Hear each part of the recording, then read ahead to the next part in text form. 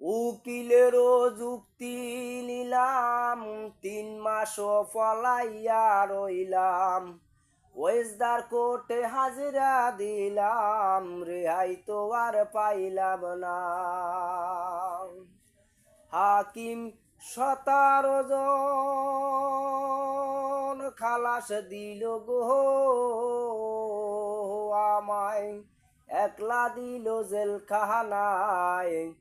Magistrate Shamsul হক জামিন দিল না আমারে, ম্যাজিস্ট্রেট শামসুল হক জামিন দিল না।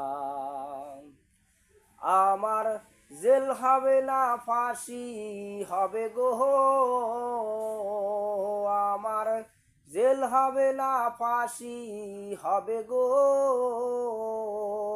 আমার উকিলে তো কইল না, ম্যাজিস্ট্রেট শামসুল হক জামিন দিল না আমারে, ম্যাজিস্ট্রেট শামসুল হক জামিন দিল না আমারে, ম্যাজিস্ট্রেট শামসুল হক জামিন দিল না।